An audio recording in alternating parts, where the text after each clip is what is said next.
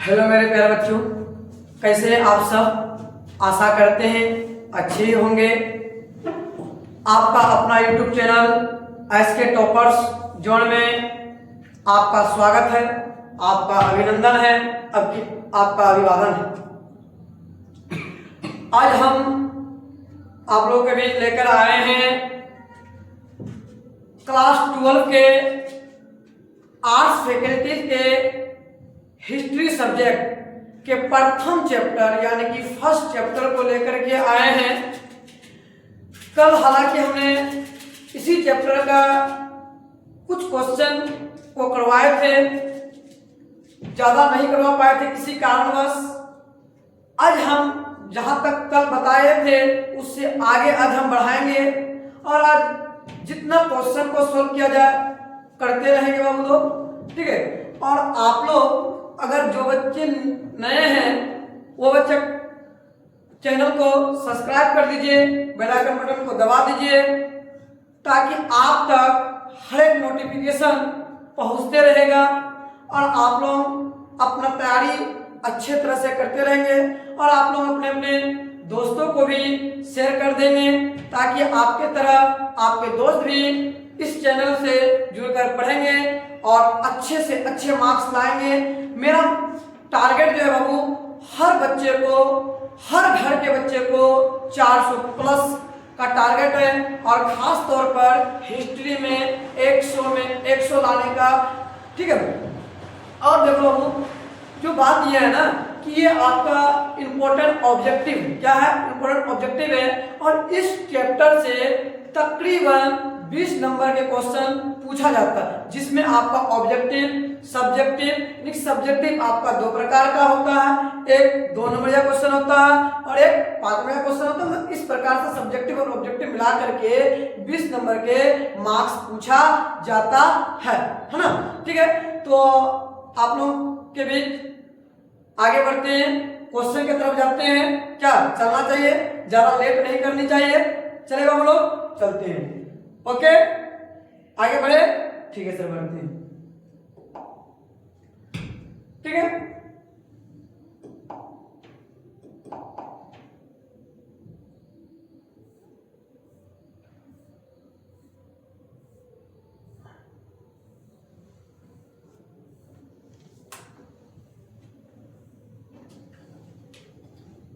हाँ बच्चों सर, कल हम यहीं तक आप लोगों के बीच पढ़ा पाए थे आप लोगों को, यानी कि 9 नंबर तक ही।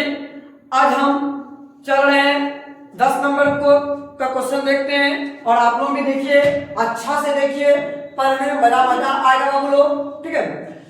नूनू साहब, अभी ठंड का मौसम है, ठंड का मौसम में जिस भी बच्चे को अगर नींद लगता है तो आप कॉफी पीजिए या चाय पीजिए, लाल चाय पीजिए, ठीक है। दूध वाली चाय नहीं सर, लाल चाय पीजिए, ठीक है। और तभी आप कम से कम आप 10 से 12 घंटे अपना सेल्फ स्टडी कीजिए, ठीक है। तो चलते हैं, ज्यादा देर नहीं करेंगे। हड़प्पा सभ्यता का सबसे बड़ा शहर कौन सा था, यानी कि हड़प्पा सभ्यता का सबसे बड़ा शहर जो है बच्चों सब, वह है आपका मोहनजोदड़ो। क्या है? मोहनजोदड़ो। और ये मोहनजोदड़ो जो है ना बच्चों सब, ये मोहनजोदड़ो हड़प्पा सभ्यता का सबसे बड़ा शहर है और इसका खोज जो है, इसका खोज जो किया था आर.डी. बनर्जी के द्वारा, आर.डी. बनर्जी के द्वारा किया गया था, आर.डी. बनर्जी के द्वारा किया गया था, ठीक है। और इसका खोज 1922 ईस्वी में किया गया था। कब किया गया था? 1922 ईस्वी में किया गया था, ठीक है ना नूनू साहब। तो देखना, और अभी आप ज्यादा कुछ नहीं बताएंगे और आप लोग को आशा करते हैं कि आप लोग अच्छे से पढ़ेंगे। आप लोग अपने लिए बाबू, आप लोग अपने मम्मी पापा के लिए, आप लोग अपने टीचरों के लिए पढ़िए, ठीक है। तो चलते हैं फिर अगले क्वेश्चन में। क्वेश्चन नंबर है आपका 11 नंबर। कितना नंबर है? 11 नंबर। आलमगीरपुर कहाँ स्थित है? क्या बाबू? आलमगीरपुर कहाँ स्थित है? ठीक है, तो ये आपका उत्तर प्रदेश कहाँ है दोनों सब? उत्तर प्रदेश। और उत्तर प्रदेश, ठीक है, आपका आंसर क्या होगा? उत्तर प्रदेश। चलते इसके बारे में कुछ हम विचार करते हैं, बातें बताते हैं, इनकी कुछ इंपोर्टेंट बात। ठीक है, यह मेरठ जिले के, किस जिले के बाबू? यह जो है मेरठ, मेरठ जिले, ये किस कहां पर है बाबू? मेरठ जिले में, मेरठ जिले में स्थित है। कहां पर स्थित है? मेरठ जिले में स्थित है। ठीक है, उसके बाद मेरठ जिले के हिंडन नदी, मेरठ जिले की कौन सी नदी बाबू? हिंडन नदी में। कहां पर? हिंडन, हिंडन नदी कहां है? हिंडन नदी के पास स्थित है। ठीक, तो आप लोग उतार लीजिएगा, कुछ कुछ पॉइंट को उतार लीजिएगा। ठीक है, फिर आगे बढ़ते हैं। Question number 12, question number 12। ठीक है, कलकत्ता में एशियाटिक सोसाइटी की स्थापना किसने की? ठीक है, कलकत्ता में एशियाटिक सोसाइटी की स्थापना किसने की? इसका आंसर होगा बच्चे सब, वह होगा आपका, वह आपका आंसर जो है डी नंबर का आंसर है। कहां का आंसर है? डी नंबर का, विलियम जोन्स। कौन है बाबू? William Jones. और विलियम जोन्स जो है, ठीक है, इसका बाबू 15 जनवरी 1784 ईस्वी में किया गया था। कब किया गया था? 15 जनवरी 1784 ईस्वी में किया गया था। ठीक है, उसके बाद चलते हैं आगे की ओर। ठीक है, क्वेश्चन नंबर बच्चों सब, क्वेश्चन नंबर 13। क्वेश्चन नंबर कितना है? 13। क्वेश्चन नंबर 13 को देखिए, सिंधु सभ्यता में विशाल अनागर कहां मिला है? समझ में नहीं, क्वेश्चन कहता है आपका कि सिंधु सभ्यता में विशाल अनागर कहां मिला है। तो ये आपका आंसर जो होगा ना बच्चों सब, यह आपका आंसर मोहनजोदाड़ो में। कहां होगा बाबू? मोहनजोदाड़ो में। और आप जानते हैं कि मोहनजोदाड़ो हड़प्पा सभ्यता का सबसे बड़ा शहर है। ठीक है, और इस शहर में जो है बाबू, यानी कि ये अनागर, कौन किसकी? ये अनागर की लंबाई और चौड़ाई जो है बाबू, इसकी लंबाई जो है ना 150 फीट है। कितनी फीट है इसकी? 150 फीट। क्या है बाबू? ये लंबाई है। कितनी है? ये लंबाई है। कितनी? 150 फीट लंबाई। उसके बाद आपका 75 फीट, कितने फीट? 75 फीट, 75 फीट चौड़ा है। कितना बाबू? 75 फीट चौड़ा है। ठीक है, मतलब ये अन्न को रखने के लिए, क्या रखने के लिए? अन्न को रखने के लिए, ठीक है, अन्नागार का प्रयोग किया जाता है। लेकिन पहले जमाने में लोग लेकिन अभी जो है बाबू सब क्या करते हैं? पहले जमाने के लोग बड़ा बड़ा मिट्टी का कोठी बनाया करते थे, टेक बनाया करते थे। लेकिन अब उसके जगह पर क्या करते हैं? गोदाम बनाते हैं, और गोदाम बना करके उसका स्टोरेज किया जाता है। ठीक है, तो फिर ये आपका क्वेश्चन नंबर 13 हो चुका। क्या ऐसे या नो? हाँ बिल्कुल बच्चों सब। चलते हैं सब आगे। ठीक है, चलते हैं आगे। चलिए, पहली बार हड़प्पा को किस वर्ष उत्खनन किया गया, है ना? कब किया गया? तो ये आपका पहली बार जो किया गया था बाबू, वो आपका आंसर 1921 होगा। आंसर ए होगा। क्या होगा बाबू? ए होगा। 1921 में किया गया था। और यह जो है आपका कौन सी नदी के किनारे किया गया था? रावी नदी। कौन नदी? रावी नदी। कौन नदी बाबू? रावी नदी। ठीक है।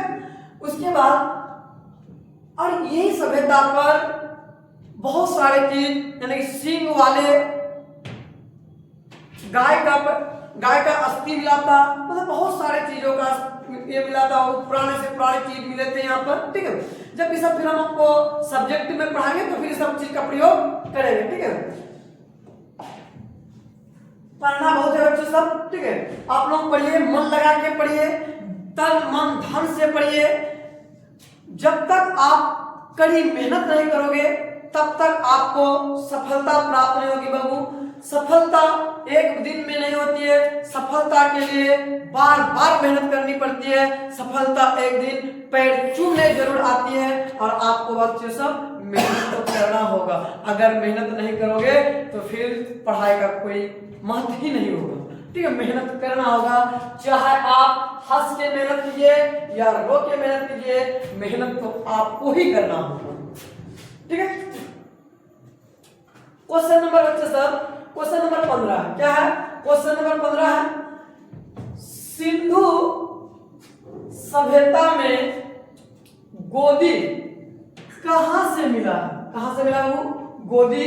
कहां से मिला है वह आपका आंसर जो होगा, अगर आप लोग जानते हैं आंसर तो आप लोग कमेंट जरूर कीजिएगा बच्चे से। ठीक है। कमेंट कीजिएगा, शेयर कीजिएगा, बेल आइकन बटन को दबाइएगा ताकि आप तक हर वीडियो पहुंच सके। ठीक है।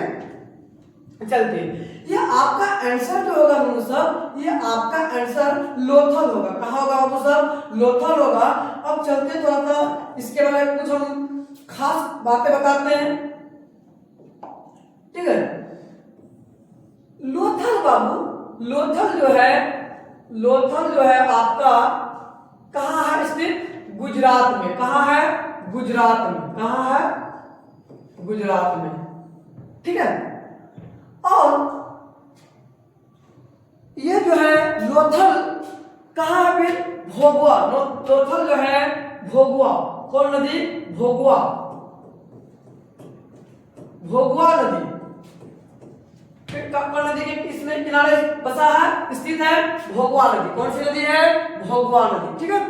यानी कि लोथल में भोगवा नदी है। ठीक है। और ऐसे भी बच्चे सब कि हर कोई चाहता है क्या अपने भारत में कि गुजरात मॉडल हो। क्या हो? गुजरात मॉडल। अब गुजरात इतना ज्यादा विकास हो चुका है, गुजरात इतना विकसित हो चुका है कि क्या लगता है, वहाँ के रोड, वहाँ के फैक्ट्री, वहाँ के हर हमारे बिहार के खास तौर के बहुत सारे बाबू क्या करते हैं, वहां पर जाकर के अपने मजदूरी करते। क्यों? क्योंकि बाबू देखो, बड़े बड़े नेता, महात्मा गांधी जो देश को आजाद किया वो भी कहाँ के थे? गुजरात के थे। हमारे अभी प्रेजेंट में जो है मोदी जी हैं वो भी कहाँ के? गुजरात के हैं। यानी कि कहा जाए कि बड़े बड़े नेता कहाँ पर है बाबू? गुजरात में है। तो आज गुजरात की जो है हर चीज, वहाँ की विकास जो है, वहाँ की स्थिति जो है इतनी अच्छी है कि क्या बताएं। ठीक है। लेकिन हमारे बिहार क्या है? बिहार बाबू बहुत पीछे। बिहार को बीमारू राज्य के नाम से जानते हैं। ठीक है। चलते फिर आगे बढ़ते हैं बच्चे सर। आप लोग नोट करते चलिएगा, आंसर को देखते चलिएगा। आपका इसी चैप्टर से ही बाबू बहुत सारा ऑब्जेक्टिव आता है एग्जाम में, और आशा करते हैं कि मेरे द्वारा पढ़ाए गए हर बच्चा अच्छे नंबर से पास करेंगे। और ठीक है, चलते हैं सर। मोहनजोदड़ो किस नदी के किनारे स्थित है ना? किस नदी के किनारे स्थित है? तो वह आपका बाबू आंसर होगा सिंधु नदी। कौन सी नदी? सिंधु नदी। कौन सी नदी बाबू? सिंधु नदी। जो कि अब जो है सिंधु नदी कहां चला गया? अब सिंधु नदी पाकिस्तान में चला गया है। कहां चला गया है? पाकिस्तान। कहां चला गया बच्चों? पाकिस्तान चला गया। हाँ या ना? ठीक है। क्योंकि जब भारत का विभाजन हुआ था, किसका विभाजन हुआ था? भारत का विभाजन हुआ था। उस वक्त पंजाब के कुछ सीमावर्ती क्षेत्र वह कहां चले गए थे? पाकिस्तान चले गए हैं। ठीक है। तो इसी तरह सिंधु भी कहां चले गए सर? पाकिस्तान चले गए हैं। ठीक है, चलते हैं फिर आगे बढ़ते हैं बच्चों सब।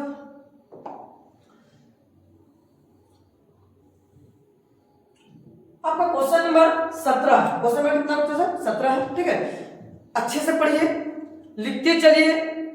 ठीक है, लोथल किस नदी के किनारे स्थित? लोथल जो है किस नदी के किनारे स्थित है? अभी आपको हम जस्ट बताएं इससे 15वां नंबर क्वेश्चन में कि लोथल में एक भोगवा नदी है। कौन सी नदी है? एक भोगवा नदी है सर। लोथल में कौन सी नदी है? भोगवा नदी। यानी कि आपका आंसर जो होगा वो सी, यानी कि लोथल में क्या है? भोगवा नदी है। ठीक है, लोथल कहाँ स्थित है? कहाँ पर पड़ता है? वो गुजरात। कहाँ पड़ता है? गुजरात में। ठीक है, अब फिर आगे बढ़ते हैं बच्चे सब। क्वेश्चन नंबर कितना है मेरे बच्चे सब? क्वेश्चन नंबर आपका 18। क्वेश्चन नंबर कितने बच्चे सब? 18 क्वेश्चन नंबर है।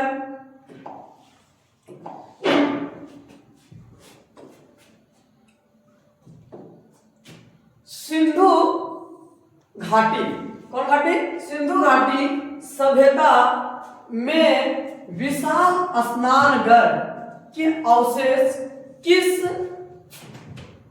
वर्ष मिले थे? यह क्वेश्चन थोड़ा सा इधर है। किस वर्ष मिले थे? किस वर्ष मिले थे और कहां? आपको क्वेश्चन लिखा दिए बाबू। ठीक है, आपको क्वेश्चन हम लिख दिए, पूरा फिल कर दिए। फिर से एक बार क्वेश्चन को देखते हैं। सिंधु घाटी सभ्यता में विशाल स्नानगढ़ के अवशेष किस वर्ष मिले थे और कहां? तो सबसे पहले चर्चा करेंगे सर, हम चर्चा की बात है। विशाल स्नानगढ़ जो मिला था आपको, वह मोहनजोदारो में मिला था। कहां मिला था? मोहनजोदारो में। या ठीक है, मोहनजोदड़ो में मिला था। कहां मिला था? मोहनजोदड़ो में। और कब मिला था? अब कब मिला था बच्चों? जो है बाबू आपका 1920 के दशक में। कितने के दशक में? 1920 के दशक में। 1920 के दशक में, है ना? दशक में कब मिला था? 1920 के दशक में। ठीक है, अवशेष का मतलब क्या होता है? कोई मृत पदार्थ या कोई मृत जानवर, मनुष्य हो गया, गाय हो गया, बकरी हो गया, बिलाई हो गया, कुत्ता हो गया, हाथी हो गया, मतलब उन सभी चीजों का क्या? अवशेष मिलना, है ना? तो सबसे पहले क्या मिला था? मोहनजोदड़ो में मिला था। इसीलिए मोहनजोदड़ो को क्या कहते हैं बाबू? मृतकों का टीला कहते हैं। मृतकों का क्या कहते हैं? मृतकों का टीला। क्या कहते हैं? मृतकों का टीला कहते हैं बच्चों सब। ठीक है, थोड़ा आवाज गला भारी हो गया बच्चों सब। ठीक है, क्योंकि बाबू सुबह 7 बजे से लेकर दिन के 12 बजे तक क्लास देते हैं, फिर 1:30 बजे से लेकर शाम के 6 बजे, फिर 7 बजे से लेकर फिर आपके 10 बजे रात्रि तक क्लास देते हैं बच्चों सब। ठीक है, उसके 10 बजे के बाद हम लोग फ्री हो पाते हैं। ठीक है, चलते हैं आगे बढ़ते हैं बच्चों सब। आप लोग नोट कर लीजिए। तो इसका आंसर क्या होगा बाबू? मोहनजोदड़ो। और कब हुआ था? 1920। ये नोटेड टू बी पॉइंट। ठीक है, ओके, आगे बढ़े क्या बच्चों?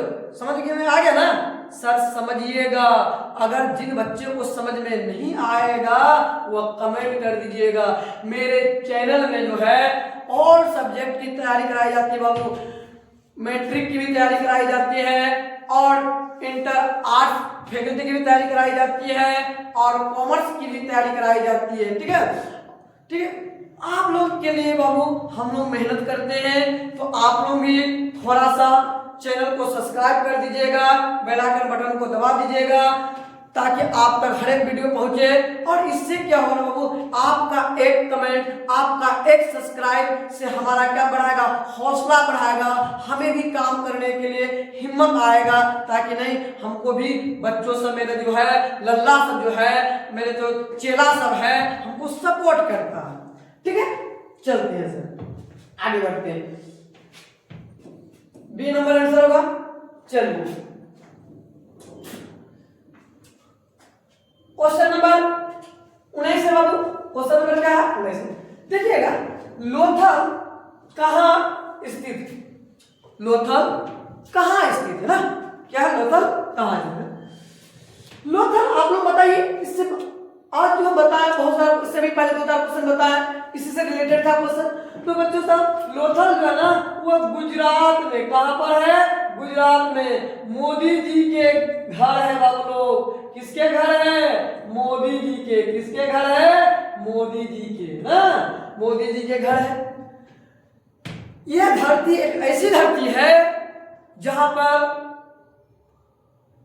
हमारे राष्ट्रपिता महात्मा गांधी का जन्मभूमि है। ठीक है, तो कहां है वो? लोथल है। ठीक है, इसकी आंसर क्या होगा? लोथल है। अब ज्यादा कितना बताएंगे। ठीक है, फिर आगे बढ़ते हैं। नंबर 20 क्वेश्चन नंबर बच्चे साहब, क्वेश्चन नंबर 20 है। ध्यान से देखिए, ध्यान से सुनिए। ठीक है, भारतीय पुरातत्व का पिता किसे कहा जाता है? क्वेश्चन समझिए बारीकी से। भारतीय पुरातत्व का पिता किसे कहा जाता है? ठीक है, तो भारतीय पुरातत्व का पिता जो है बाबू अलेक्जेंडर कनिंघम को, यह कनिंघम थोड़ा सा छूटा हुआ है प्रिंट में। ठीक है, Alexander Cunningham. Answer number B होगा बच्चों से। ठीक है, अलेक्जेंडर कनिंघम जो है पुरातत्व का पिता कहा जाता है। पुरातत्व का मतलब क्या होता है बच्चों? थोड़ा सा समझेंगे हम ना। पुरातत्व, पुरातत्व, ये पुरातत्व जो का मतलब क्या होता है ना? ये पुरातत्व का मतलब जो होता है वो मिट्टी के अंदर, मिट्टी के अंदर जो है अवशेष, अभिलेख इत्यादि सभी चीज जो है इसी को खुदाई करके पता चलता है कि ये कितनी पुरानी वस्तुएं हैं। ठीक है, तो ये इसी को क्या कहते हैं हम? पुरातत्व कहते हैं। आपको ठीक है, तो आपका आंसर क्या होगा? वो अलेक्जेंडर कनिंघम है। ठीक है, तो चलते हैं आगे बढ़ते हैं। आपका एक क्वेश्चन सब्जेक्टिव के रूप में होगा बाबू। ये आपका एक सब्जेक्टिव के रूप में क्वेश्चन क्या होता है? इंपॉर्टेंट क्वेश्चन कि पुरातत्व, पुरातत्व क्या है? पुरातत्व क्या है? आप लोगों को इस तरह का क्वेश्चन बताएंगे, सब्जेक्टिव में बताएंगे। ठीक है, हम आपको वही चीज पढ़ा रहे हैं चला सर जो आपको एग्जाम में आएगा, क्योंकि अभी आप लोगों के पास समय नहीं है ज्यादा कि आप लोग इधर उधर के बात ज्यादा पढ़ेंगे। अभी आप लोगों को वही चीज पढ़ाया जाएगा और आप लोगों को भी वही चीज पढ़ना होगा जो सिलेक्टेड है और जो आपका एग्जाम में आएगा। तो मेरे द्वारा पढ़ाया जो जाता है वह आपको 100% पूछा जाता है। आप लोग ये दिमाग में, जेहन में घुसा लीजिए, यहीं से आएगा सभी चीज। आप लोग हर एक वीडियो में, हर एक क्लास में अंतिम तक देखिएगा और अपने दोस्तों तक शेयर कीजिएगा। अगर कोई बच्चे अगर नए हैं तो बेल आइकन बटन को दबाइएगा और कमेंट कीजिएगा। फिर आज की क्लास बाबू यहीं तक रखते हैं। जय हिंद, जय भारत।